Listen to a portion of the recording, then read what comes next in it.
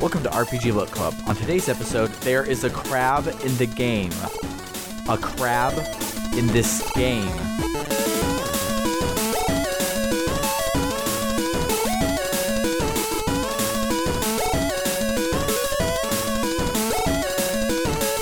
Welcome to RPG Book Club, the podcast where we play a little chunk of a video game and talk about how it makes us feel. I'm Michael Webben. I am Sam Allman. And I'm Elias Sailor Eli Warren. And today we're going to be continuing our play of Rogue Galaxy to the end of Chapter 8, Chasing the Legend, with a bonus stop on Alistia, the optional planet. So before we start, how are y'all doing this week? I am doing great.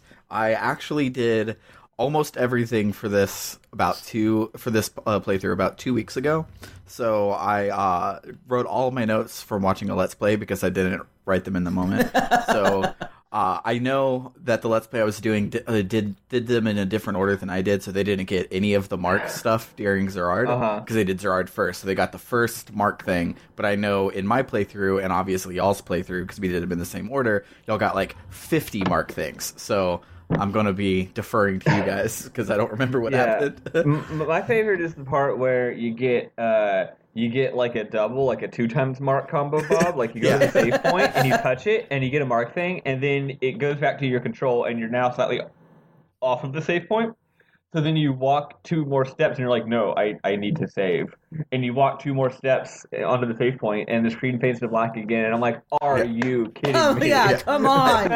Just let me play the game and save it. So the Let's Play I was watching, they did Zerard first, so they never got the 2x, because I think you were supposed to play Zerard first, even though in game they listed them in a different order. Like maybe you're supposed to be like, oh yeah, well that's the order you want me to do them in. Well, I'm going to do them in the opposite order. Like they try to like reverse psychology or something. And so you get the Mark things, like the first one and only one in Zerard, and then you get one in the next planet, and then one after that, and it spreads it out. Yeah. But since we did it last, it's just all Mark all the time. It's quite interesting, actually, speaking of that, because, so this is open-ended chapter, right? Mm-hmm. But it really does seem like, I mean, I know that a lot of the time, the way that, like, you know, it's sort of a myopic point of view, but I did it in a certain way, the same way we all did. Well, I know, Sam, you did it differently, but the way that we decided to do it, where we did Vidan and then Shrika and then Gerard, and it seemed to make so much sense that way that I am how did the game designers think that we were going to do it? Like I could see doing Jiraiya and then Vidan, but it really just makes the most sense in every single way to do Zerard last. It's the biggest one. Mm-hmm. It's the hardest one. It's also it's the one set in the big city. It's the one that's more connected to other stuff. It's it's funny that they give you the option of doing it a different way, because it seems like that's by far the sensical order as far as the dramatic development of the arc. Yeah. So I'm good. Sorry. My answer for how is everyone, I said Rogue Galaxy is good, but I'm great. Continue, Eli. I actually got a long weekend last week because I won DreamHack tickets from work, which is pretty sweet. I found out then, because I got every time they offer me DreamHack tickets, I'm just like, I don't care about esports, but they have their own Games Done Quick now. It's not Games Done Quick, but it's a charity speedrunning marathon that runs the whole week of DreamHack. And I was going to mention that. Yeah, sorry. I just saw it because over the weekend was Power Up with Pride, and I was watching that one. But at the same time, there were 3 speedrunning marathons. So there's Power Up with Pride, the one at DreamHack, and then there was one for racing games all at the same time. And it's like they're speedrunning speedruns, right? We were wandering around on Saturday, and I heard do do do do do do do do do do do do do, and I went, oh, that's Zelda 2. I'm gonna go watch that. And then it was a speedrun, and I was like, I'm definitely watching this. So I just stood there off to the side, enraptured, as I watched a guy speedrun a fucking hard video game for a while. Yeah, Zelda 2 owns, and speedrunning Zelda 2 sounds hard. Yeah.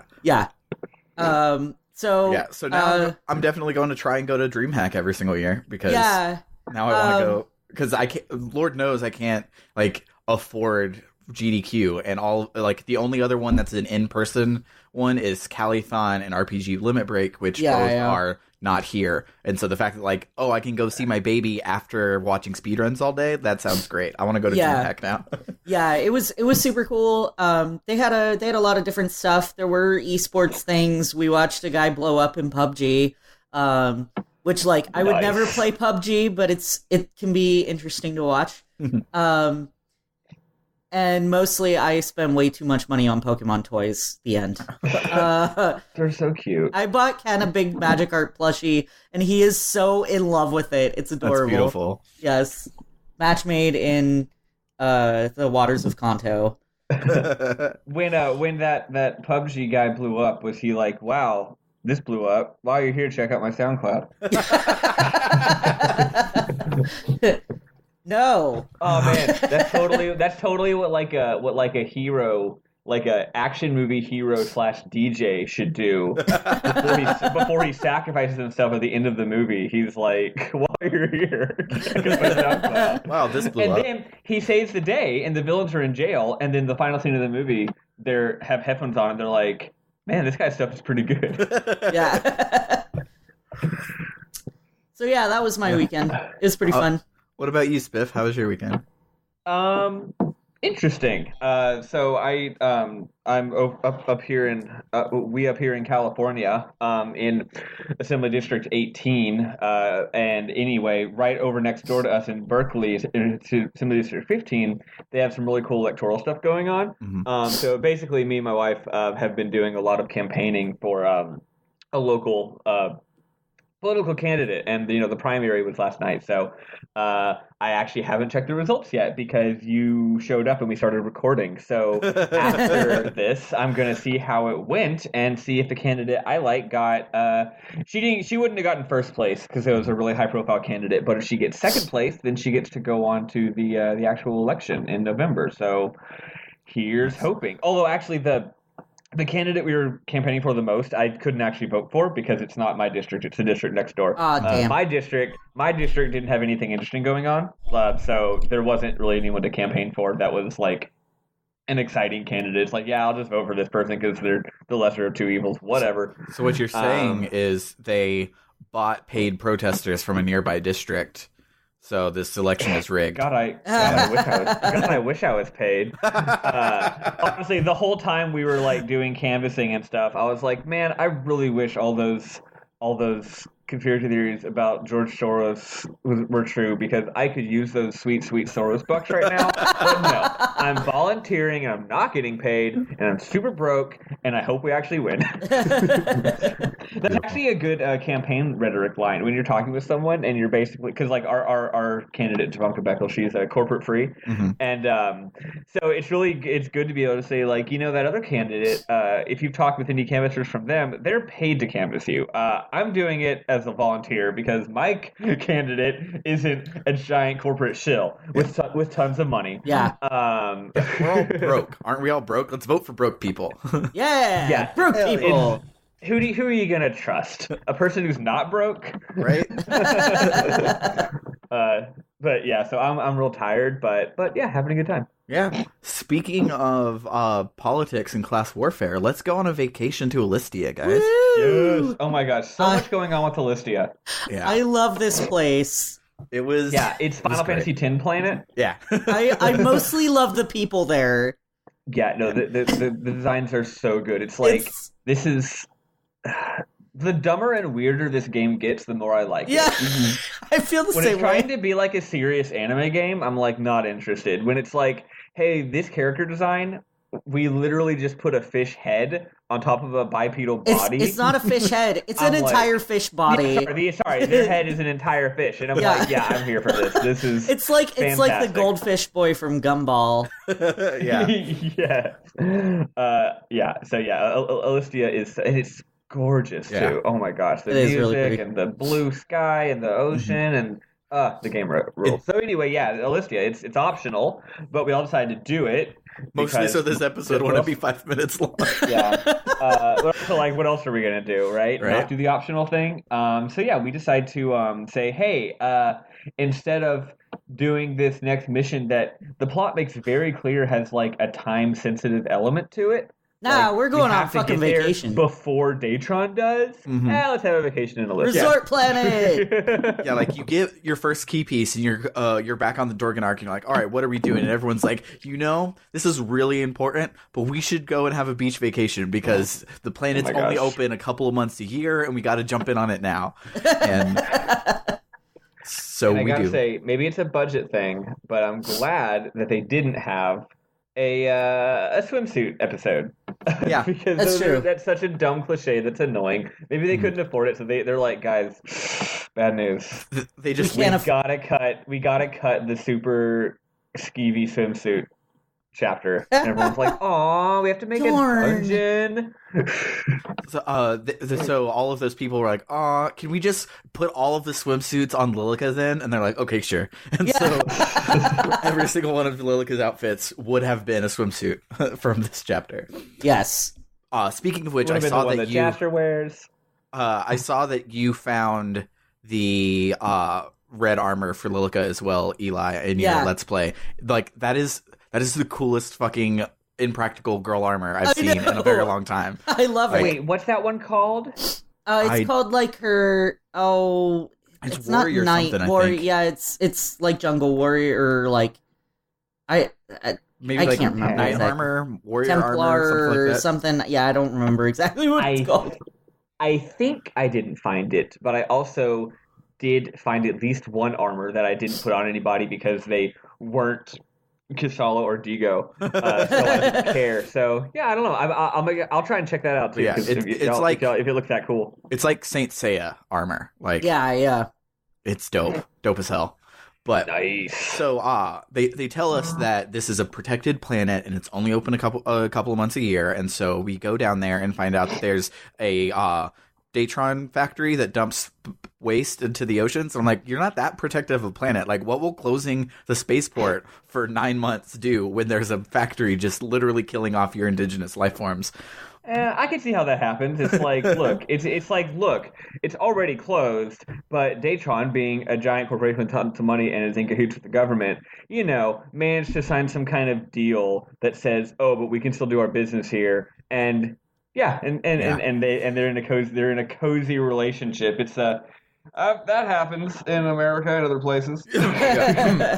So what it actually reminds me of, and it was sad because I read this Star Wars book, and then like 6 months later, Trump became president, and he signed like no more parks. Everyone can drill for oil anywhere, and that's literally what the Empire did right before Rogue One.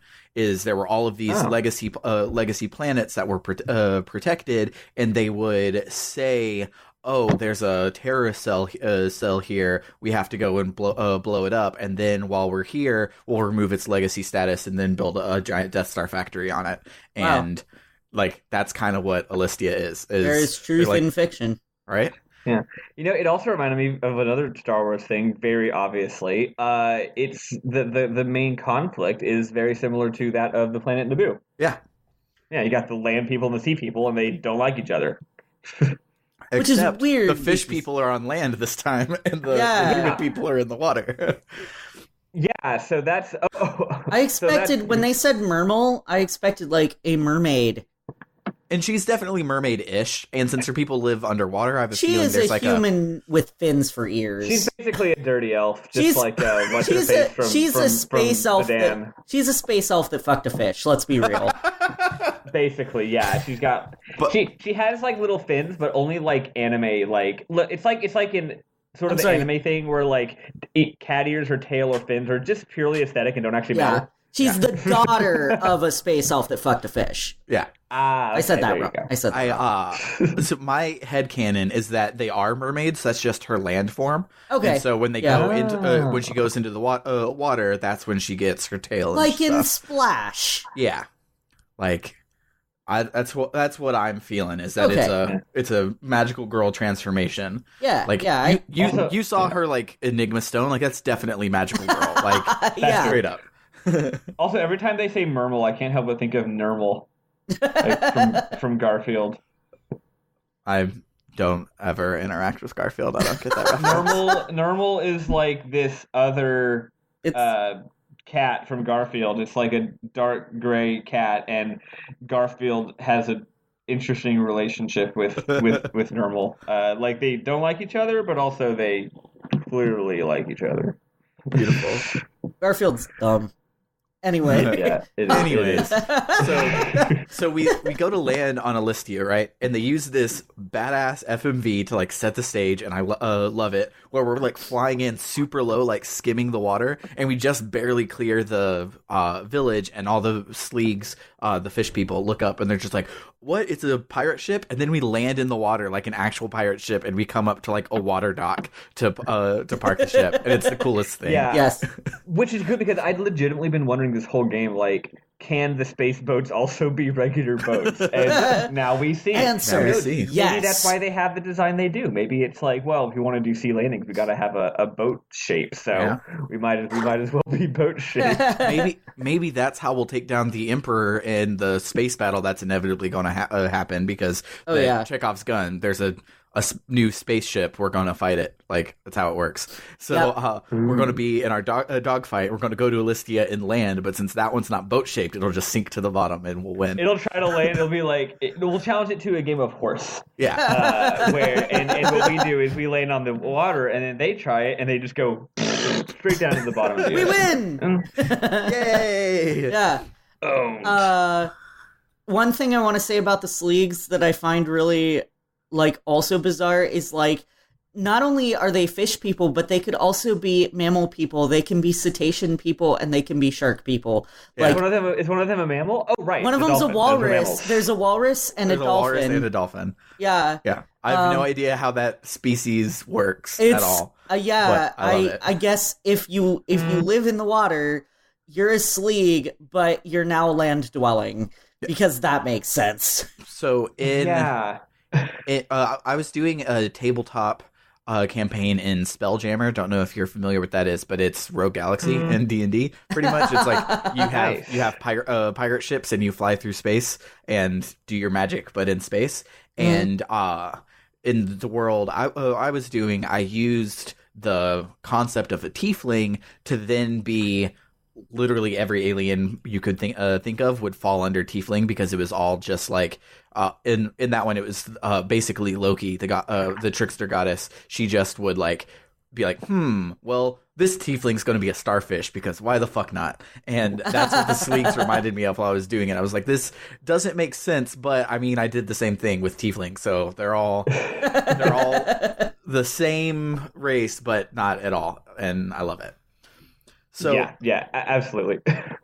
So after we explore the town and load up on the good ass gear that they have there, we hear some people fighting, and we have Dolphy Boy Fritz and Sharky Boy Joust, and it's Jaws. It's Jaws. No, oh yeah, it is pronounced Joust, but it's Jaws. It's Jaws. So and they're like fighting with these other sleegs that are there, because the Datron factory has been dumping waste, which is killing the mermals, and they've kidnapped their friend Nina, and all the other sleegs are just like, well, fuck them, they're mermals, we hate them, like that. This is good, like fuck those underwater assholes. And then Dolphy Boy is like, but they're Alistians, and we have to help.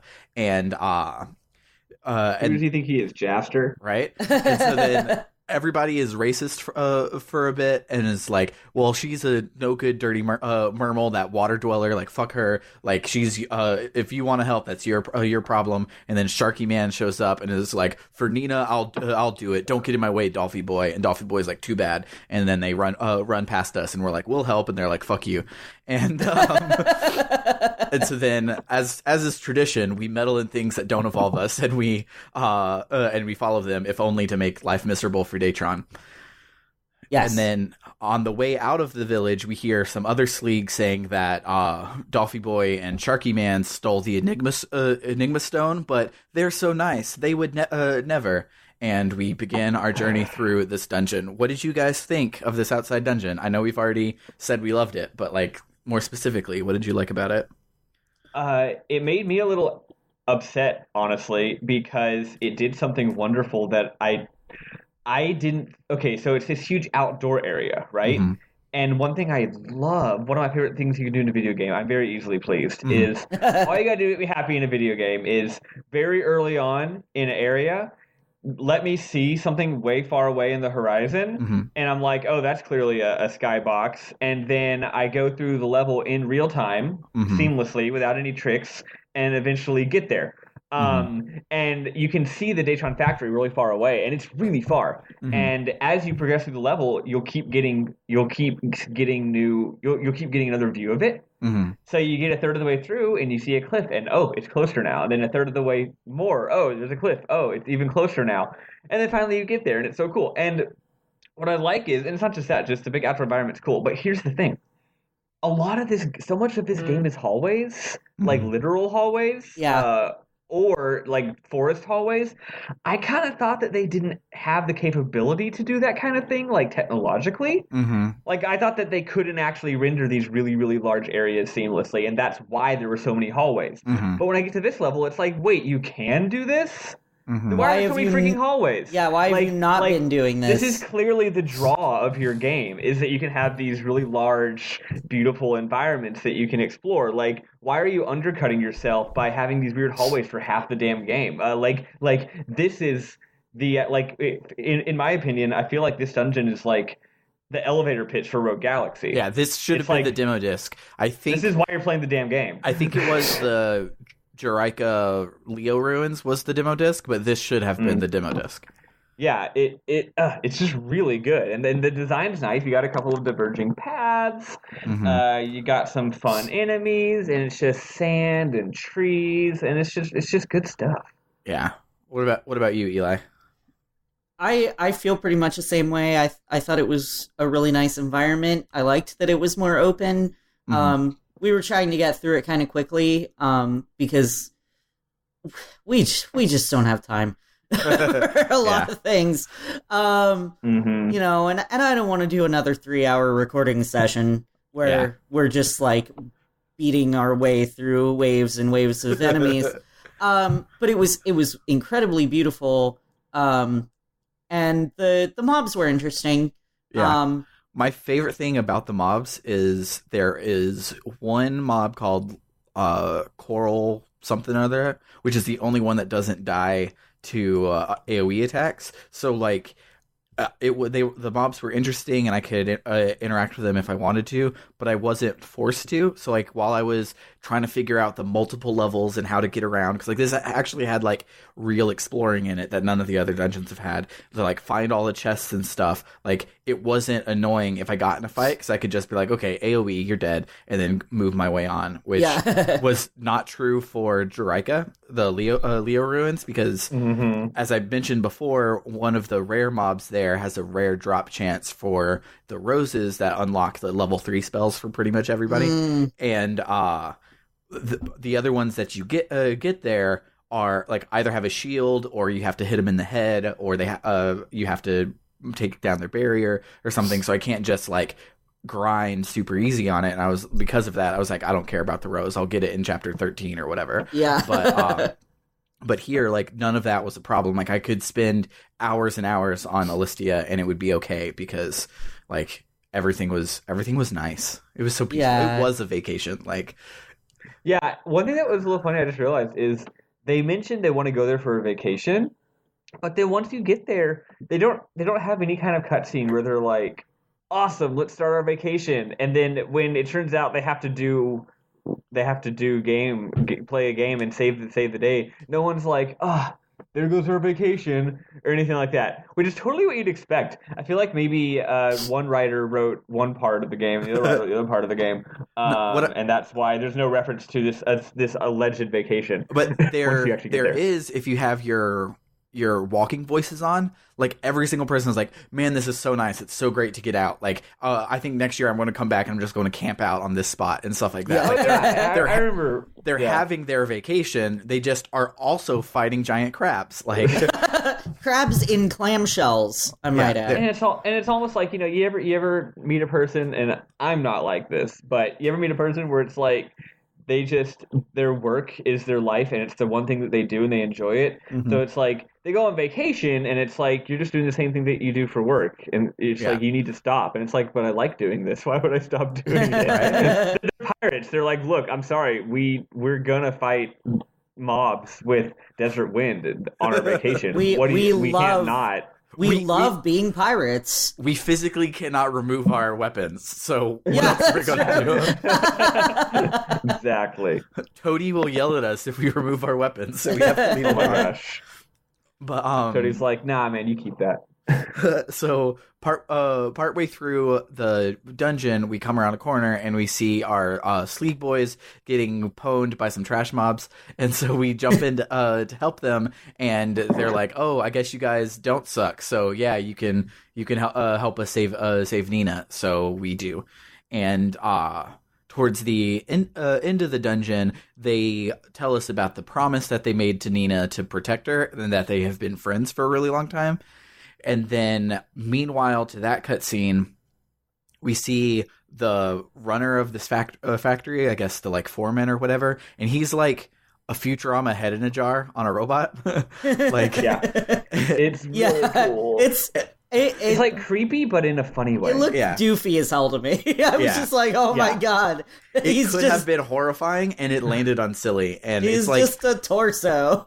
It's like the thing that would have turned it from silly to creepy is at the edges of his skin where it connects to the robot. If it would have been like hooks or something into his skin instead of just being a hard line, that would have made it creepy. Like just that one thing would have made it horrifying. But because it's just like a head in the middle of a robot, you're just like, this is cool. And he talks like I was gonna say he talks like fucking what's the name of the bad guy? Shredder. He talks like Shredder. He talks like this. Yeah. And it's really, really weird.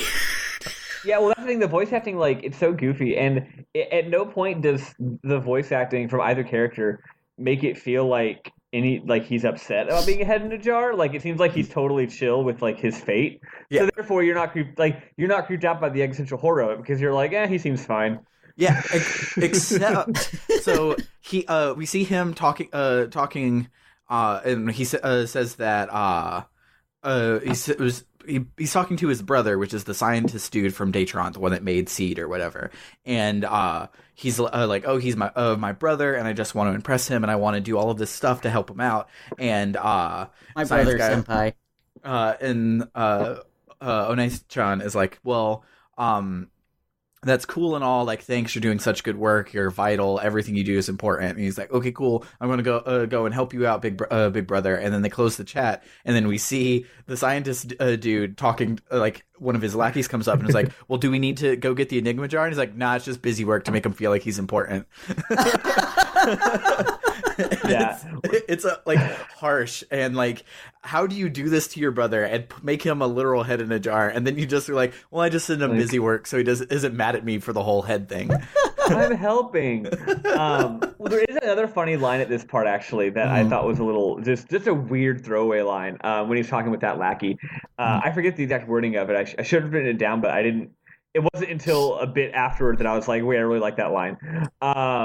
Where he's talking to the lackey and he says something about how it's the same thing. He's talking about how the Infinity Stone or whatever is not actually that. It's like, what's the point in getting it? Or he's like saying it won't help advance like Datron's goals. And then this evil scientist guy is like, yeah, but the stone isn't about. It's not about Datron, ... kind of like trails off. And then he says something like, basically like, once I get it, the fucking universe will bow to me, or something like that. It's not quite that ominous, but it's basically saying that. And the guy's just like, okay. And I'm like, dude, if you hear your boss saying like, all we have to do is get this stone, and then he's just saying like, it doesn't belong to Datron, it belongs to me. Everything serves me. And I'm like, I feel like that random worker guy should be like, I'm gonna go call Fogcog. I'm gonna go call HR and tell them that you are clearly trying to undermine them, and also like take over the world or something. You Remember can't just that- say things like that. Yeah, remember that retaliation is against the law too. So Yeah, but this is Datron we're talking That's about. true. I'm pretty sure they're evil. So far above the law. They're evil. So it's okay to retaliate. They extremely need to unionize. Yeah. Where's that game? Where's the game where Jaster infiltrates Datron and agitates to help them unionize? Well, you my see, goal. this game didn't sell well. That was going to be Rogue Galaxy 2, so I see. that one was going to be called Comrade Galaxy. As exciting as going to the space DMV. Oh, yeah. Oh my gosh! So that just brief aside, that whole cliche about the DMV taking forever, and it's like in movies and stuff, like the DMV. I never thought that was true in Texas. Like my DMV trips were always relatively reasonable. Turns out that cliche is 100% true in California. Like if you want to go to the DMV, you need to sign up online and make an appointment, and it needs to be like weeks in advance. Jesus. Holy shit. I'm not saying you need to. I'm saying you can show up there and stay in line, but it is going to be an all-day thing if you're lucky. Like apparently it's awful. So I guess that's where the cliche comes from, because I was always confused by it. I was like, the DMV, it's like you're there for 2 hours. The worst line I've ever had was at the Pflugerville one, and it was like a 2-hour wait, but you sign up with your your phone number, so you just come in and you wait in line virtually, and you leave and go get food, and then they text you 30 minutes before, and you come back. Yeah, I had like a 4 or 5 hour wait at one in Austin around 183, and same thing. It was a long wait, but they let me leave and while I waited, so it wasn't that bad. So yeah, I don't know. It's just Space DMV probably is no good. Yeah, you get to see Mio though. Yeah, so that's good. So at the end of the dungeon, we finally get to the research facility, and Head in a Box has Nina up on like this balcony, like he was waiting for us just so he could use his big evil corporate balcony. And why else did you buy an evil balcony overlooking a dramatic battle arena? Right? Good point. And Nina seems evil and says that she's like always been evil and wanted to do all of this for herself. But our Sleek boys are like, nah, like you aren't like this. You're being mind controlled or something. And she's just like, oh yeah, well if I wasn't evil, would I do this? And she holds up the Enigma Stone and uses it with Head in a Box of Science and summons this giant crab monster for us to fight. And we fight it for a little, but we say that the crab is too strong. Even though it's clearly not. It's clearly not. No, I did actually die to this fight, and I'll get to that when we talk about the real fight in a second. But so we say that the crab is too strong, and then our Sleek boys show up and like, let's help, even though we suck really, really bad. And then they're like, excuse me, Joust, Fritz. And then you turn around, and then all of the Sleeks are there. And they're like, we suck too, but we can suck together. And so they storm the crab, and they're like, this is our fight. It's not yours, Jaster. Y'all sit back. And then all the Sleeks pretty much die. They're literally throwing their lives away, like getting wrecked left and right. It's like, y'all, we had this. Right? We got the third of his health down in like 2 seconds. Why are you here? Yeah, we literally did not need you at all. So, seeing all of her friends die makes Nina remember that she's actually not evil, and she tells everyone to run. And Shark Boy's like, but true allies don't run when their friends need help. And Nina's like, well, I don't need help because I'm evil. And Shark Boy's like, sure you do. I can hear your heart crying out for help. It's super dramatic, and I was eating it up like it was fucking the most dramatic, like most well-written piece of like Shakespearean literature. I was like bawling my eyes out. Like, you tell her, you are her friend. Like, wow, power of friendship. Like, I don't know what it is about, like, because like if I'm watching an anime and the anime is like hyper realistic and everything like that, and it's like, yeah, and your father just died, and I'm like, trope, I don't give a shit. But like, you give me some brightly ass colored fish people talking about the power of friendship and promises they made when they were kids, and I don't know why, but it works so much better on me. Power of friendship is like, I don't know. There's just something really great about it. Yeah. And like in its cheesiness, I that's part of why I love Sailor Moon and Steven Universe, because there's that power of friendship thing, and that always kind of drove me to be a better person. I wonder if maybe part of it is that in our society, it is like with everyone working two different part-time jobs and having to move to different places and never see each other, like it is pretty hard to maintain friendships. Mhm. Yeah.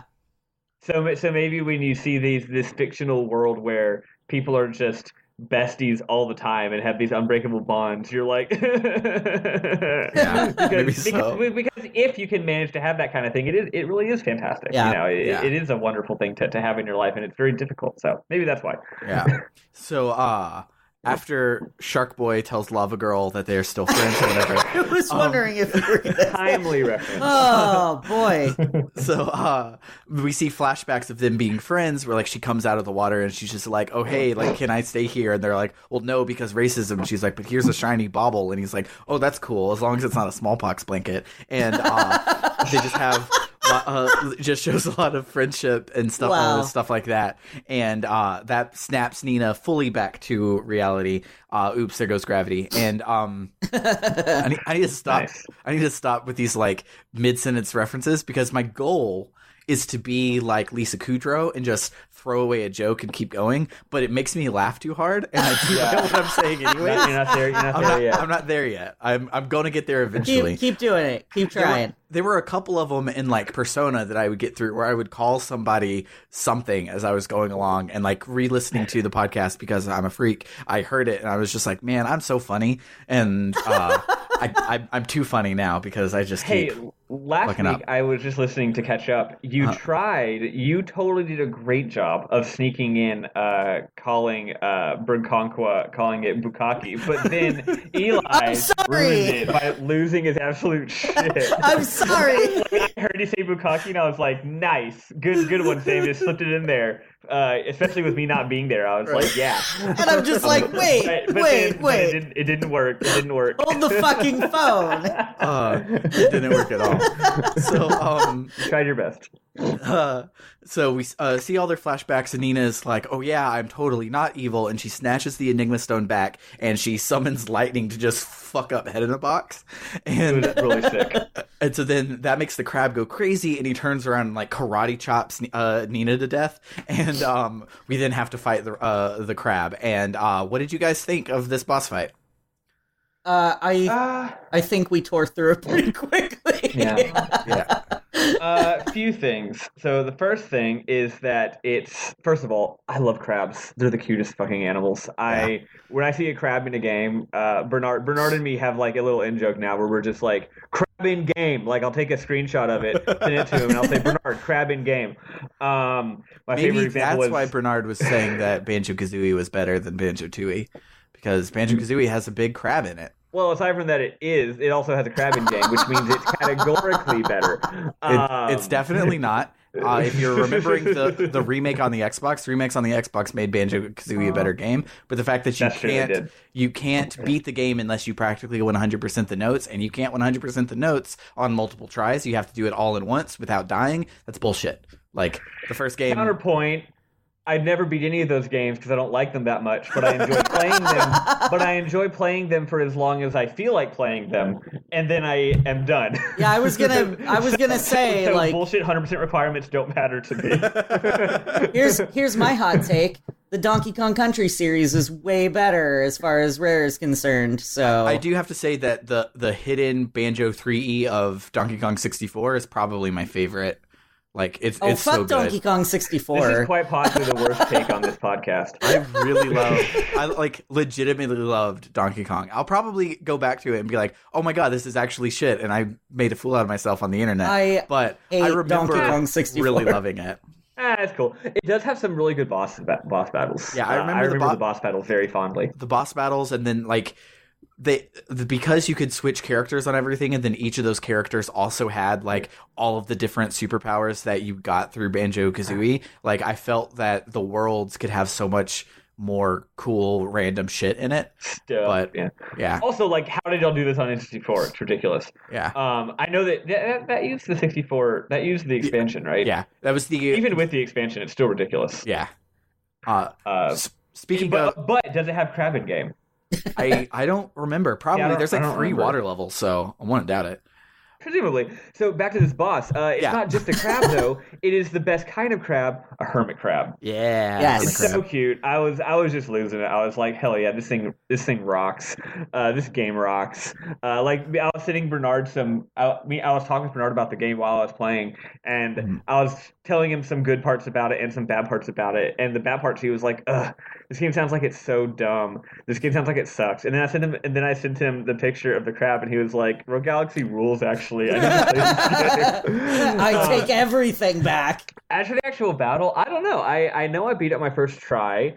I recall he had some good moves. He liked to scuttle a lot. He was always trying to run away from me. He was using his big old claws to smash. So he had some big old swipes, but if you got into the sweet spot, you could avoid his big old swipes, which was cool because it's like his claws are literally like going kind of in front of you. Like it's not just get up in his face. If you get up in his face, he might hit you. But if you get up in his face in just the right way, his attacks like don't hit you, which is I thought pretty cool. Yeah. I died the first time because he does like to scuttle, but he'll scuttle by jumping and therefore breaking your lock on and moving to the other side of the thing, and then like scuttling at you, and you like can't block it. Like it's easy to dodge if you can look at him in time, but I couldn't once, and I got wombo comboed by his scuttle, and it just took out my whole party, hit all of them at once, and that was like nasty. It was like a dumb like cheap death because I was like not even having trouble, and then it killed me. And so the next time I was like,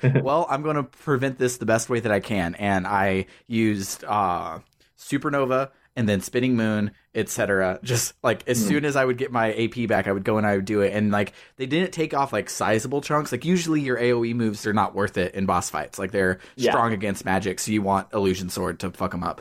But it would take off like a tenth, so I just did it 10 times. Like it was completely inefficient, but it was hella safe. And I was like, I don't want to deal with this. I want to be for me. done. If I recall, he's one of those bosses that has multiple phases. So not like very obvious phases, but just like he gets harder towards the end. If I recall, I'm remembering this now. Towards the end, he scuttles like all the time. Yeah. Well, yeah, and he started getting so dangerous that I did something that I thought was interesting, and this also applies to another boss where I put on Illusion Sword, but it actually was too dangerous to get in its face. So if you get in its face with Illusion Sword, you get double damage because it's both the sword and the Zelda beam that you're shooting. But I was just staying far away and shooting Illusion Sword beams at him, which doesn't hurt him as much. But I was like, honestly, he's a bit too dangerous. I don't want to get near him anymore. So that was cool. Yeah, I had to like change my tactics in the middle of the fight, which was pretty cool. So like most bosses, it's not super interesting, but it's real cute and the moves are cool. Yeah. I really liked it. So after the fight, it unceremoniously fades to black. It reminds me of in Final Fantasy IX, there's so many times where it just like fades to black and text says, you had this small adventure and you ended up in a cellar. And it's just like, but wait, like what about all of that stuff? Like what happened? Like you walk into what's his face? Can't even remember. Kuja. You walk into his thing, it fades to black and it's like, Kuja trapped you, and now you're in the dungeon, and then you're in Kuja's dungeon, and that's where the actual like level starts. This is the dungeon, and there's no cutscene, there's no nothing, it just fades to black, and that's what I remembered here. Is like, well, like what happened with the factory and all of that stuff? No, you just fade to black, and then you wake up back in the village, and. So back in the village, turns out Nina's not actually dead. The Sleek boy saved her and brought her to the village, and then everybody like comes in and apologizes for being racist and says that she can live in the village with them. And then Joust and Fritz say that they're going to take Nina on an ocean voyage to go and find more mermals because she can't possibly be the last one. This is a huge-ass planet, and so she won't have to be alone anymore. And it's touching, and it's great, and it made me cry. And then they gave Jester some pirate clothes, which have a hat, so I don't have to look at his stupid fucking haircut ever again. But now he's got his bandana is a red bandana, and it's got these white markings on it that make him look like he has huge white eyebrows over top of his bandana. It's great. I love it. What it actually does is it makes him into the hero of Dragon Quest VIII. Like, straight up, exactly what he looks like. It's a great outfit. It's way better than the like forest outfit that I had on him before, which is like all the feathers in the world. Yeah, it's because his default outfit is okay, but kind of boring. The feathers at least were interesting to look at, and so I've been in the feathers since the Jungle Planet. Yeah, chapter. We were too, but Ken immediately switched to his pirate outfit. Hell yeah! So that wrapped up Alistia. Was there anything I missed or anything else you wanted to talk about while we were there? I love those fucking stupid fish people. They're just so damn good. I love that they have those blank fish eyes too. Yeah. Like, oh my gosh, yes. They're just so, there's something so charming and terrifying about them. Yeah. Another thing I really like is this game does this weird thing where, like, this game sometimes has exaggerated cartoony voices, like that dang cat in the inside the ship or whatever. Like, it has a number of exaggerated cartoony voices, but it more relies on, like, regular dude sounding voices, and the thing is that's really funny when you see like this absolutely bizarre looking fish head person, but then he's just talking like a normal person, like that is not the voice I imagined. Like, that's why it's funny. It's like this is the sort of situation, like this is such an exaggerated character, like that's the sort of thing where you'd expect like a hello, friend. I saw that. You'd expect a weird cartoon voice, but you don't, so it's extra funny. It's like, these are just a bunch of folks. I saw that pufferfish guy, and I was immediately like, he's gonna sound like Patrick Star from SpongeBob. No, not at all. Not even close. Yeah. They're all just regular. Yeah. And the other thing about this is, so Sam, you mentioned something earlier, and I don't actually know if you're wrong. Maybe I totally misread this, but I read it as you were saying that the Datron was killing all the mermals with their pollution. I totally thought I picked up a couple of references to like a mermal Sleeg like war that had been happening.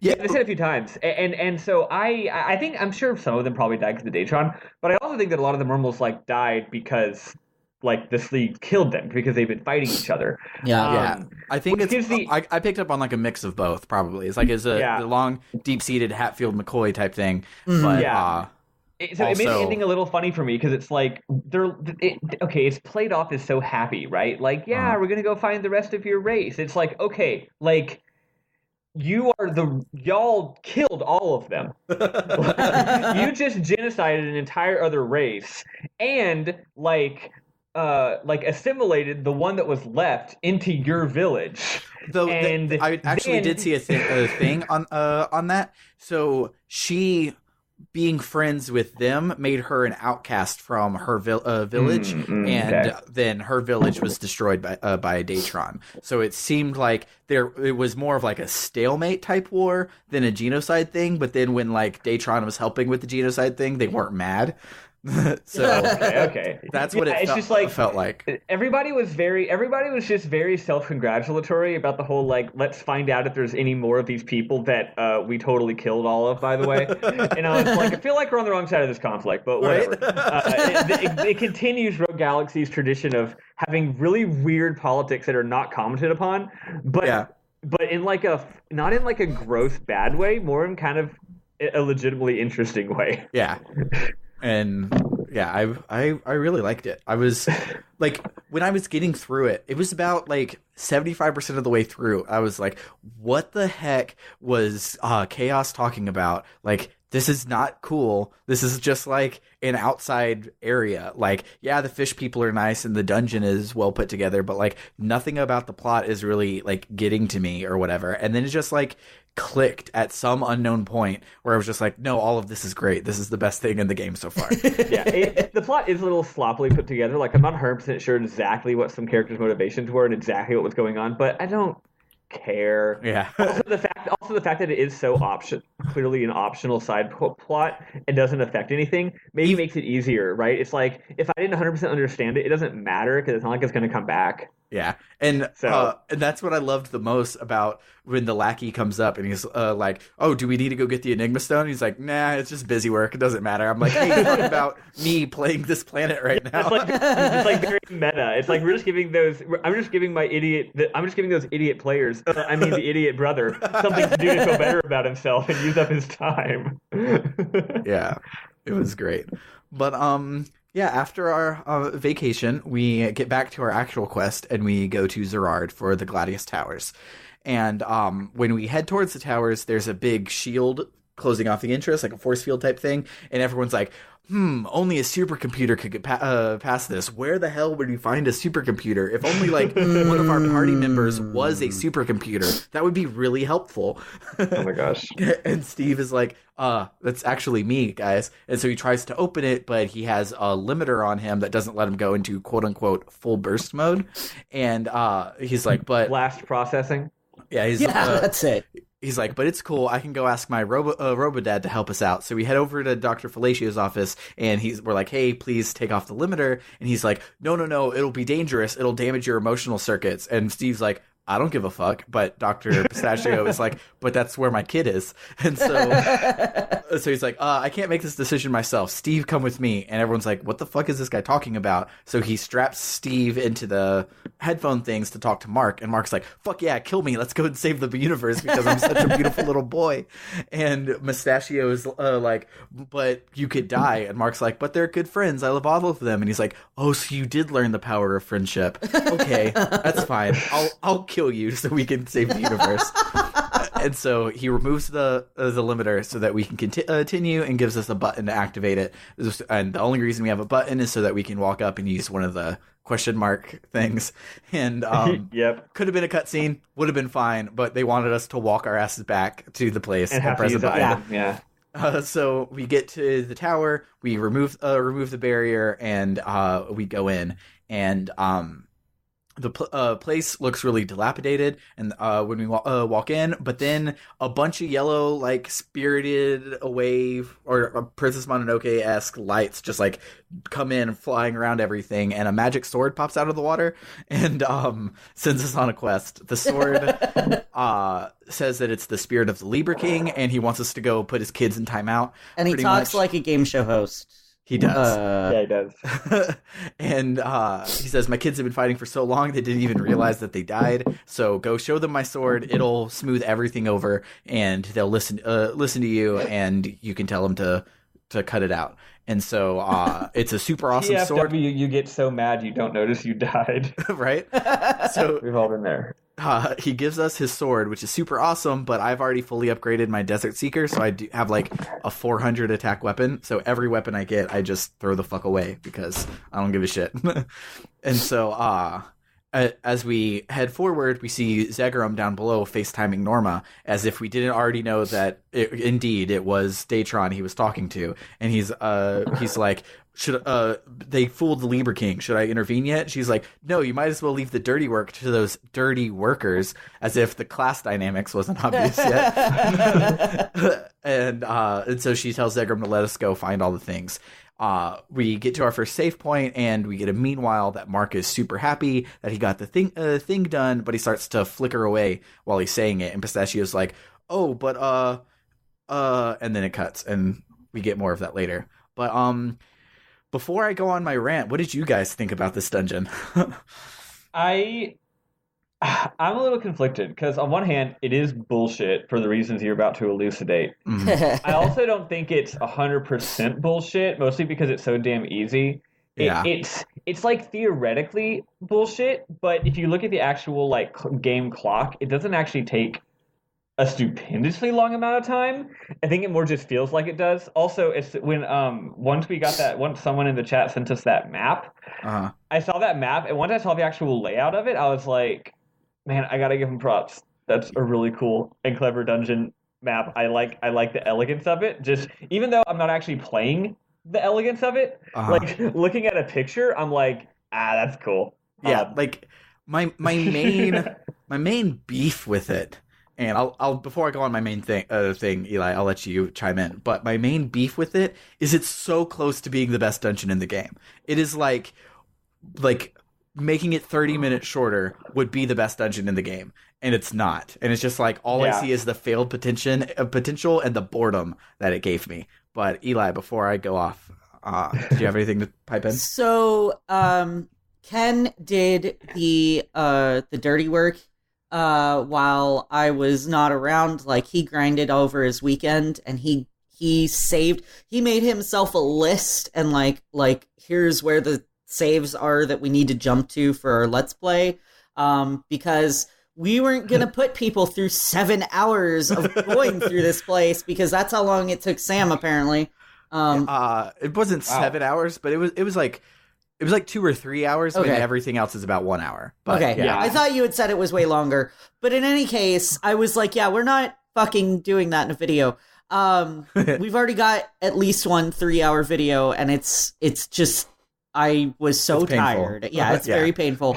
So, I didn't see the majority of it, but I did get to kind of have a taste of it when we were Let's Playing.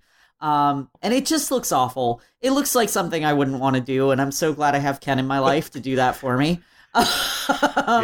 Because it just, like, it's sort of straightforward when you're first revealing the map, when you're going up the first tower.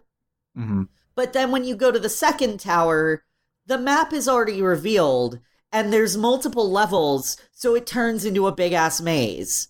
Yeah. And it just... it's hard to... it's easy to get the parts that aren't actually what you're doing right now with the part that you are trying to do right now. Right. On the map screen. And it just seemed like a big old waste of time. Yeah. So, here... for those who aren't playing along or just want me to elucidate why this was bad. So, you walk up and there are 2 towers, and you can walk into either one. So far, that should have been a cool thing. And when you're walking in, you're like, okay, I'm going to have this dungeon here get to the top, and then I'll go into the other dungeon here and get to the top, and that will be fine. And there will be 2 different dungeons, and it'll be okay. But then as you start climbing one, it's kind of ridiculously long. But when you get up to the second floor, there's a bridge, or third floor actually, doesn't matter. There's a bridge that goes across to the other tower, and you're like, okay, cool. This now is one dungeon, because all of the cutscenes of getting into the tower only happened on the left side, didn't happen on the right side. So you're like, okay, well, will be the only dungeon I go to, because I'm going through both dungeons as I climb up. And so it's actually both. And so you're like, this is awesome. This is cool. It's taken a little long, but it's okay. And so you get up through 7 floors, 7 save points of space on the tower. And most dungeons have had 4 save points. So it's about almost twice as long. And you're like, okay, this is cool. I've gone through both towers. This is exciting. And then you fight the boss, and then your star updates from where you are to the other tower, and you're like, okay, I was just across a bridge. Let me go and fiddle around and find out how to get there. And then you come to the shocking realization that no, it's not a 7-floor dungeon, it's a 14-floor dungeon, and you go all the way down, walk to the other entrance, and you do a different zigzag across the bridges to get up to the top of that tower. And it's so long. It only has as much plot as like all of the other keys have had. So it's just like, instead of like those, you would have like 10 minutes of gameplay before you got to your next thing. This one, you'd have like 30 minutes of gameplay before you got to your next cutscene. And most of the gameplay, while the level itself is really cool, it deals with each floor has 2 levels, and some of them are blocked off so that the other tower would come to that point, and it's actually kind of really cool. I just wish it would have been like 4 and 4 and not 7 and 7. Like it was way too fucking big. Another thing they could have done is they also could have just managed expectations. Like, for example, imagine if, like, normally I like things being surprising and like figuring out things as you go. But imagine if before you go to the tower, there was almost like a heist movie little cutscene where someone explains that you're going to have to go in each side, and it's like got this double helix layout. If I literally just knew that was layout of the dungeon already, then it wouldn't have surprised me, and I would have been able to appreciate what was going on. Yeah. It would have still been a long slog, but at least I wouldn't have been because the main problem is that halfway through you think you're done and you're not done. Yeah. But if you knew you're not done, you're barely halfway done. Yeah, if you knew you were only halfway done, it wouldn't hurt so much. I think that, personally, this dungeon is so dramatic. It's the 2 huge dramatic towers that you've been seeing since you got in Gerard. I think, and again, this is a little bit of just like maybe projection diagnosis, but I really feel like this is an example of the story people and the dungeon people were not 100% in sync because the game's plot wasn't locked down early enough. So I think when they made this dungeon, they didn't 100% know where it was going. And this dungeon would have made way more sense at a more dramatic point in the story. Yeah. If this was the final dungeon, or maybe like the fake final dungeon, that you think is final dungeon and then turns out there's more game. Like with, maybe multiple cutscenes as you go up, or even if there's not, honestly, like having a super long slog with no plot at all, that's a great thing you do at the end of your game because you're trying to impress upon the player that shit is real now. Yeah. Like, it's escalation, right? Like, of course the dungeon's extra long and hard. It's the end of the game. It's supposed to be dramatic. But you're just getting the third trinket out of 3, or maybe not even the third trinket. That's why this makes sense as the last one, right? Yeah. If you did this one first, you're like, why is this super long, complicated, interesting, dramatic dungeon stuck here in this random place in the game with no particular dramatic reason? Yeah, and so the reason it became boring and not like an exciting, because like you said, when you get to Ganon's Tower in Ocarina of Time, like its literal shtick is that, okay, you have 4 rooms from every temple in the game so far. Like, it's a long, super dramatic dungeon, and there's nothing from the moment you walk in to the moment you see Ganon at the end of it. But it's okay because that's the final dungeon. That's what it's supposed to do. Yeah, like, you're in it. Link to the Past is the same way. In Link to the Past speedrunning, they call it the gauntlet because, like, that's what it is. It is a gauntlet of running through all of this stuff, and you don't need plot because you are conquering the video game at the moment that you're about to conquer the final boss. But because we didn't have that, and we just had get the trinket, this 30-minute slog between things became a slog and not like a pushing forward on its own petard type thing. And it just... you don't feel like you're overcoming a dramatic challenge. You feel like you're just getting a side quest, or not a tri-quest. You feel like you're just getting a fetch quest trinket because that's what you are. And for some reason, it just takes way more effort than the other fetch quest trinkets. Yeah. And the icing on the shit cake that is this dungeon, like it being long, it being 7 times longer than normal would have sucked, but would have been okay. But the main puzzle of the dungeon is the fact that it is a maze, and it's not a maze like there are 2 doors and you open one door and it's a dead end, and you open the other one and you continue. It's like you travel for a good 5 minutes down this path to then see that it ends, and you walk back for 5 minutes back through the other path to then take the other exit. And it's like, not only is it super long, you're going to have to do like each floor practically twice if you make bad choices. Or if you're like me and you can tell one's the way to go, but you want to see if there's a chest at the end. And a lot of times there's not even a chest at the end. See, as soon as I learned that once you get all of the save points in an area, it makes you see all the chests, I'm now like, okay, I'm no longer looking for chests. Yeah. And I just have good luck with these kind of things. Like, what you're saying is totally a problem, but for me, I just always happen to pick the right choice, almost always. So I was not as lucky. I just didn't have that issue, and that's always how it is with games. I'm just weirdly good at being like, I'll go left, and the game's like, okay, yeah, that's the right way. Yeah. I'm like, sweet. But, yeah, the dungeon itself was like... It was like the rest of this chapter really wasn't bad. The dungeoneering of this dungeon wasn't bad. It's just like... It needs to be about 30 or more % shorter, and it would have been okay. Like, it was rough. So I also do like how the 2 towers are like, one of them's kind of blue, one of them's kind of red, and the architecture and it was super crumbled. It's like, this is not just a ruin. This is like a mega ruin. Like you cannot deal with how ruined this ruin is. It's great because every floor, if you were to reverse time and go back to before it was a ruin, would have an identical layout. Because they all have the same basic structure, and the same, like, the staircases are all the same shape and they go in the same places. But each floor's layout is actually way different because each floor, the cave-ins have crumbled in different ways. So where you may have gone left before, now you have to go right because the left is a cave-in. It's really cool, and it's like you said, it's even more of a waste because it would have been way cooler if I wasn't annoyed the whole time. Yeah, it like everything about it is just like 1% off of being the best dungeon in the game, and instead it's the worst. Well, I don't know if it's the worst because it's not the worst. The first Draika still exists, but it's so. Like, it's the one I have the most, like, frustration with. Like, the Draika one was bad, but it was bad because it was just hallways. And it's like, okay, I'm bored, but whatever, who cares? Yeah, this one, it was like, not only am I bored, I'm frustrated and bored. And if I didn't have to do a podcast on Monday, I would let this take me, like, 3 weeks to get through it. Like, it was... yeah, totally. It was bad. But halfway up the tower, and also...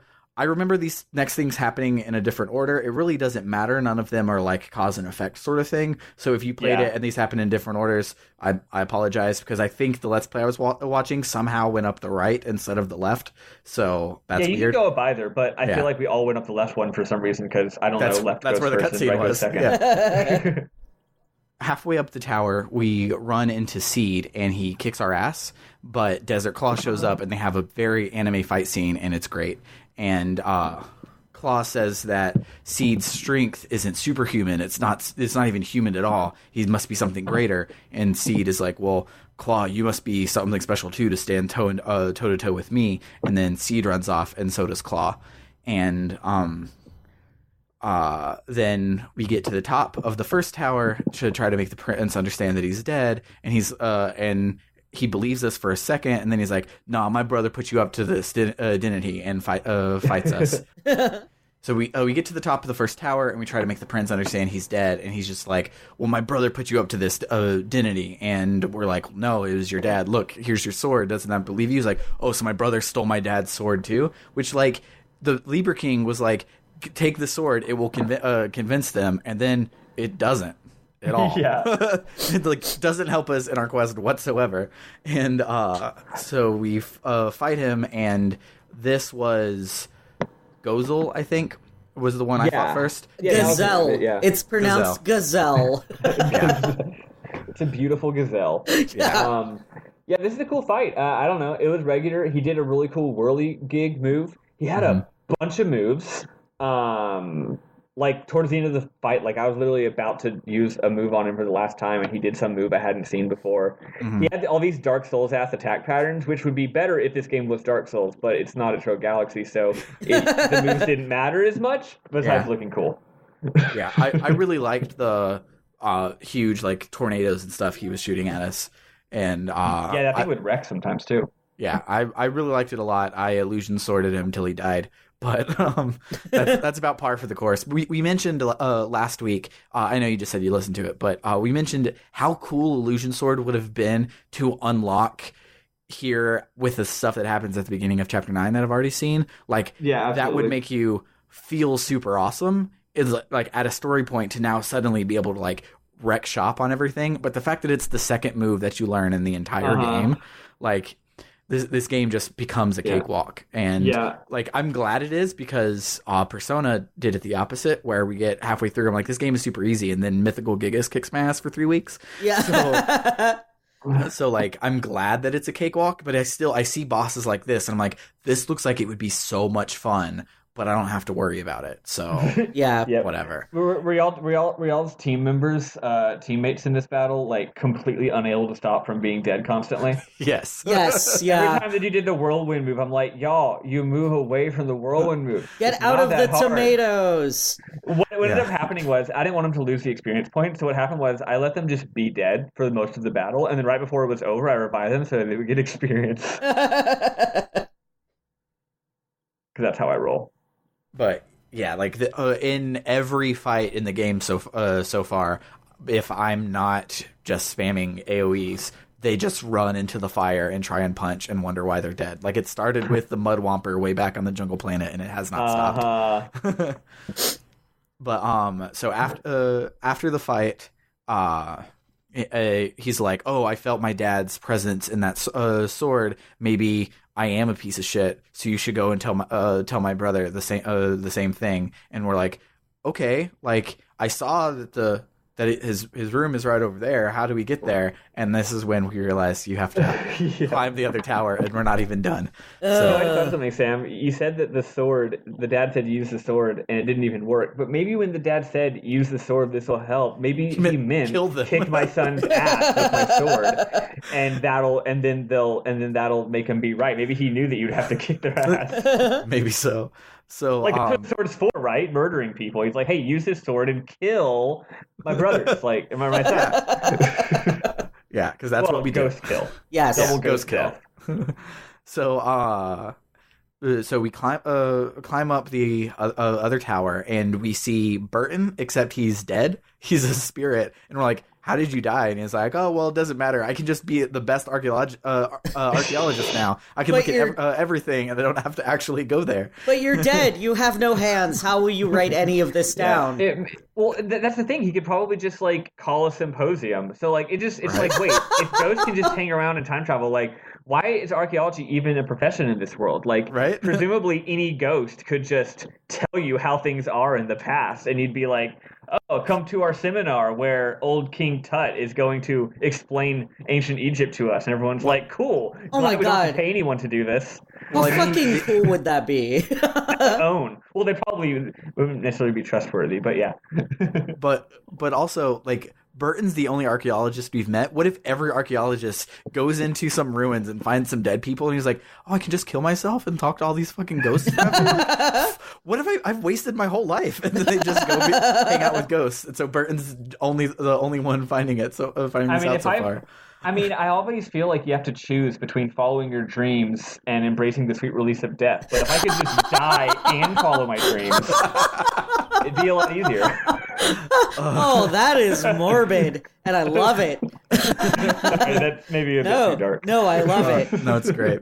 So, we make our way up the other tower, and there's not a seed boss fight. So it like the Burton thing happens like one room in, and then you have an empty ass tower till you get all the way to the top, and it's frustrating. But we make our way to the top of the other tower, and to tell this prince that he's behaving badly and also dead, and he also blames his brother. And we're also like, look at the sword, and he's like, I don't give a shit. So we had to fight that guy. What did you think of this guy for Logan? Definitely a phantom from Spirit Tracks. Yeah, absolutely. Yeah. I thought I'd lost you guys for a second. No. Just being quiet. But yeah, he definitely looked like a phantom from Spirit Tracks. I remember him being harder than the other guy, but all it was by harder was I healed 3 more times than I did on the other guy, and that was about it. He still went down pretty easy. His attacks were harder to read. I felt like so it is a bit more just like you have to use a bunch of items because like you're trying to be good, but he's just getting you. Whereas the other guy, it's like, okay, he's doing the whirlwind. Let's pull back. Let's wait for the whirlwind to be done. But this is just like, oh, well, he just hit me. Okay. As I recall, Jupus and Lilica again spent most of the time dead. Yeah, that's about par for the course. That's the worst thing about all the special moves being a combo move is you're just like, well, now I can't use it because you guys can't get out of the fire. Yeah.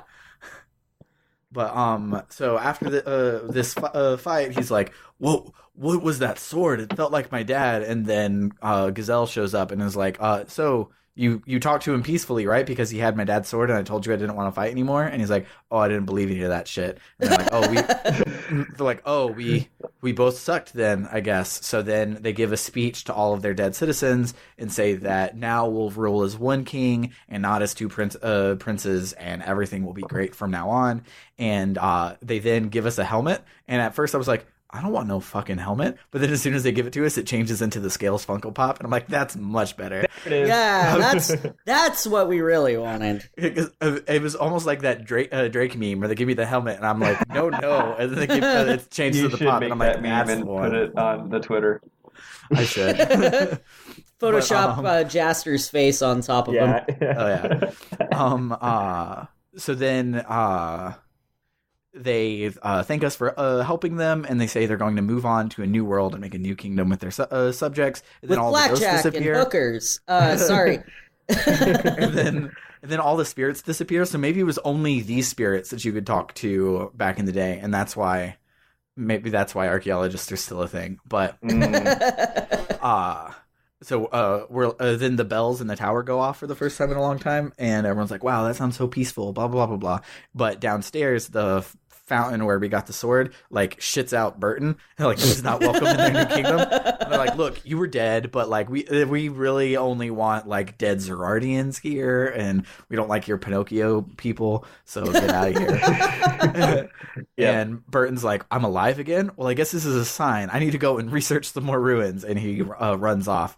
And when he runs off, we see close by Desert Claw saying like some actual plot stuff from this chapter, which is great. And he goes, "A child of royal blood, Jaster, the fate of the galaxy relies on the blood flowing through your veins. What do you guys think Desert Claw is talking about? What a twist! It turns out was special for some reason, and once again is totally Desert Claw's son. Well, I guess if he's royal blood, maybe that's a different twist. Unless Desert Claw is also royal, who knows? But yeah, a twist that definitely we didn't see coming at all. Yeah, definitely having a magical rune on your face since birth is not a sign that you're a magical boy. But yeah, so I know what happens because I had to play the beginning of Chapter 9 to come back and do Alistia. What do you guys think is about to happen for Chapter 9? I'm guessing they're going to do have y'all played, I'm sure Sam has. Eli, have you played Knights of the Old Republic? No, I haven't. I'm not super into Star Wars, and everybody's gonna boycott the podcast now because of that.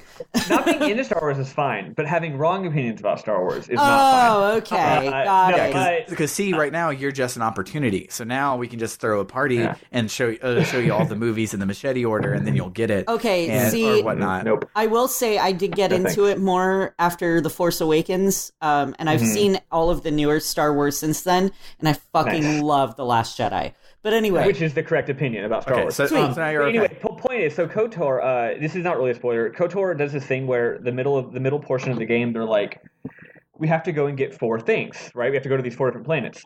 And they have this great little twist where it's regular, right? You're just like, okay, do the first planet, have an adventure. Do the second planet, have an adventure. Do the third planet, have an adventure. But then right after you finish the third planet, as you go to the 4th planet, basically the bad guy's evil ship intercepts you, like at the beginning of episode 4 style, and then you have an extra adventure on this really tough dungeon that when I was a child I didn't understand the idea of having multiple save points, and I got stuck and couldn't beat the boss and had to start the entire game over.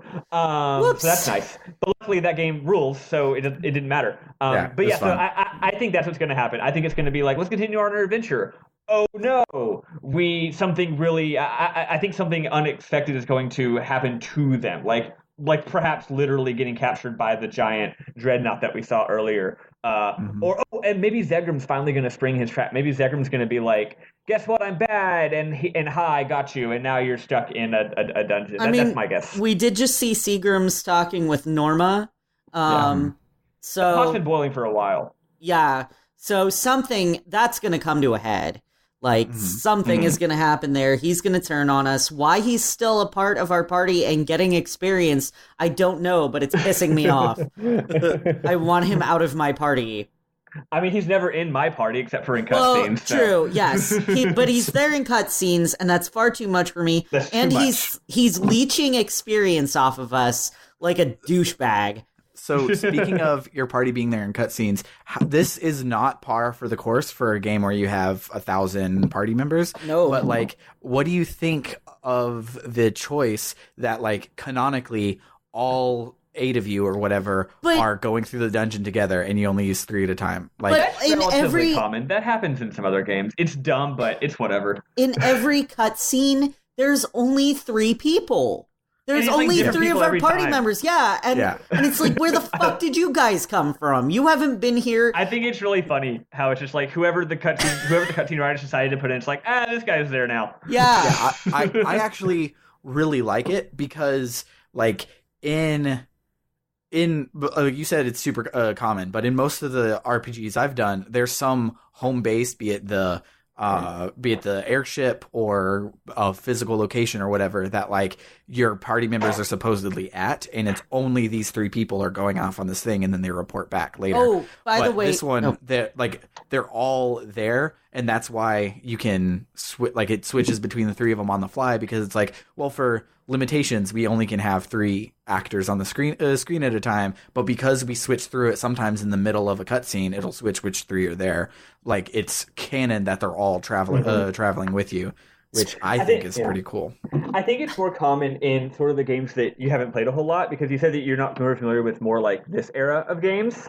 So once the games got more voice acting, And that's when they really started doing that, right? Because it's like, these characters have lines, and we're not going to write different lines with different voice acting depending on who the player picks for their party to take from the home base.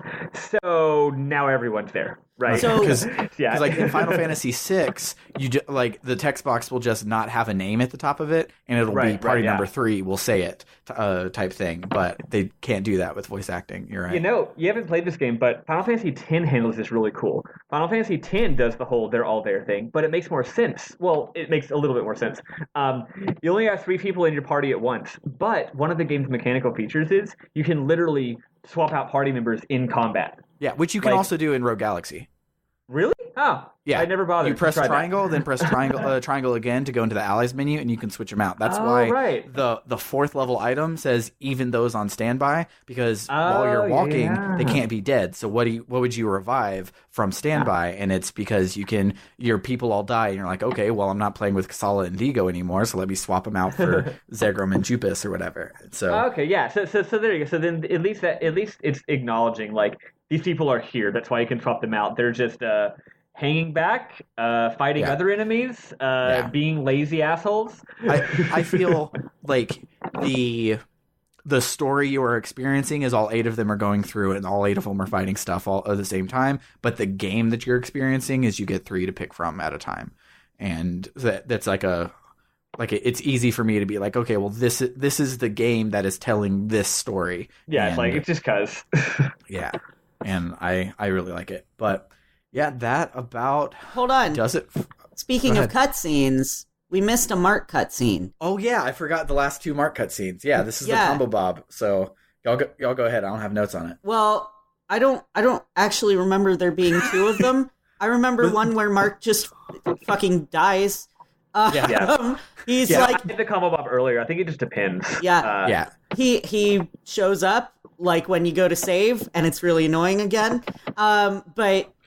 He shows up and he's like, "Oh, Father, I'm so sleepy," and Dr. Pistachio's like, "No, Mark, no," and he's like, "I'm so tired," and Pistachio's like, "All right, you go to sleep," and then he fucking disappears, and Steve wakes up, and Steve's like, "What's going on? What the fuck are you doing to me?" Yeah, why am I here? And Dr. Fellatio's like, "Oh, I'm just working on your circuits while you're in sleep mode." Yeah, that's it. It's nothing to do with you being powered by the soul of a forsaken child or anything. No, not at all. And you can't tell, but I'm chopping onions over to the side. That's why I'm crying. Yeah. I'm trying to like cook dinner and also repair your circuits. It's fine. It always happens. Yeah. So. Sorry to interrupt, but I had no chance to jump in there earlier. No, it's fine. Mark I just forgotten about it. Cool. But yeah, so like at first I thought that Mark wasn't going to die because like you saw him flash out, and you're like, okay, well the next time we talk to him, he's going to die. And so then you get the Wombo combo, and the second one he doesn't even flicker out. He's just like, yeah, we're climbing the towers and everything's good and everything's awesome. And I'm like, okay, I guess it was just dramatic tension, but everything's going to be okay in the end. And then he died in the third one, and I'm like, okay. Oh, that was it. Okay, that was why I didn't get them as 2 back to back, because we got that earlier in the towers, and then the Mark dies was after we had gotten out of the towers and we're back in Space DMV. Okay. And it was when we went to go save. Yeah. But yeah, that was the rest of chapter 8. We managed to like get a full hour's worth. Yeah, hour and 20 something minutes. We did good. I'm glad we did Alistia. Like I almost want to go back and see how long we talked about Alistia, and then see how long this episode would have been if we had only done this one. It was about it was like 50 minutes or something. Yeah, so this would have been a 25-minute episode. Yep. So I'm glad we did Alistia because also it rocked. So yeah, what was everyone's part of the playthrough this week? I know it's all Alistia, but what specifically? What specifically? I like the stupid fucking fish people. Yeah, I mean, it's a pretty clear winner. The pufferfish guy is absolutely hands down my favorite because he's got that like slack-jawed, dead-eyed pufferfish look, and then he talks like a normal dude, and he's got spikes on his belly where pufferfish don't even have spikes, but he just looks so. he just looks so dead-eyed, and I just love him. And so you like. In a lot of RPGs of this era, everyone always looks dead-eyed, but we've already established 2 episodes ago that they didn't do that with Rogue Galaxy. They like high-res painted on super awesome textures for everybody. So they got to the pufferfish and like, nah, dude, it'll be funnier if he just fucking stares at you with these dead-ass eyes. He's just a fish. Yep. He's just a fucking fish. And it just like the dolphin and the shark and the walrus all having more like personable humanoid eyes made sense. I feel like it would have with the fish too. Yeah, none of the fish, like the angelfish guys, like I also love their like super flat fish heads. Yeah. Like I don't know how you people function. That's actually my favorite one. Yeah, is the angelfish guys. That's my favorite one. I ran into one of them on Vidan at one point, and I was just like, "This is the stupidest fucking thing I've ever seen in my life." And I love it. There's actually one in Zerard. I saw one very early on in Zerard, and I was like, "Oh my gosh! Oh my gosh! Oh my gosh!" But yeah, the Sleegs are the best race in all of JRPG history. Yes. The best That's canon. race, which apparently they are one race. Yeah. Apparently. But yeah, I loved it. My favorite part was probably the Zerard Tower I thought I had when I got halfway through it. Like that, like it was so much fun and so good. And like you got all of the story beats that you normally get. You got a mid-fight with Seed, like you have in all 3 of them. You had Desert Clock showing up to save the day, and then you had a fight, a boss fight at the end of it. You had all the story beats in the first half, and it was a long and rough journey, but I liked it anyways. But then I had to do it again. The story beats in the first half, but then it turns out there's more bullshit you have to do for 5 more hours. What is this? A modern AAA Western video game? Oh. All of them. But I just had something that it reminded me of, and I can't remember what it was, so I'll let it die. But yeah, it was good. I liked it until I didn't. What about you? Do you have any specific spiff? My favorite thing was the thing I mentioned earlier about the open environment and being able to see the destination, the Dr. Wily Castle getting closer and closer, and that's cool. And then the hermit crab boss. It's just because it looks cute and crab in game. Yeah, crab in game. So yeah, that about does it. Play us off, Keyboard Cat. Is that me? Yes. I'm Keyboard Cat. So that's all for this week, y'all. If you like what you hear and you want to help us cover our hosting costs and game costs and me sounding better and being a better human costs, you can find us on Patreon at patreon.com/RPGbookclub. If you just want to chat, we have a Twitter at RPGbookclub, an email, rpgbookclub@gmail.com, and our favorite, the Discord, which doesn't have a great URL, so there's a link in the description. We are always chatting all the time, especially this week because E3 is coming up. We're all real hype about it. Woo! So expect a lot of all caps happening in the next week or so. So join us next. Real quick, I just realized I forgot to put it in there. We also have merch at bit.ly/RPGmerch. We have t-shirts, phone cases, bath towels, etc. It's super great. We have a RPG Book Club bath towel phone case. Yeah. Yes. So next week we're going to be playing back to the old 2-chapter grind. We're playing Chapter 9, Mysteries of Eden, which hell yeah. Then we're doing Chapter 10, The Illusory Oasis. So we have both an Eden and an Oasis. So that's some pretty sick stuff. Yeah. Ironically, Eden is the name of the virtual reality version of the internet in Digimon Cyber Sleuth, and Oasis is the name of the virtual reality version of the internet in Ready Player One. So that's the twist, is the same twist. We're just going to other video games. The same twist of Star Ocean 3 is that we're all in the Matrix. That's one more prediction. We've been revisiting all of our different planets, and all these different planets we've been revisiting have been like, you've now been to all of the save points because this planet is done. You know what planet that didn't happen with? Rosa. When we went back to Rosa, the second trip to Rosa was not in fact the end. So Oasis, maybe it's a literal Oasis. Maybe we're going back to Rosa. Maybe. Maybe. Maybe Never so. know. For RPG Book Club, I have been Michael Spiffle Webben. And I have been Sam Keyboard Cat Allman. And I have been Elias Sailor Eli Warren. Bye, everybody. Bye.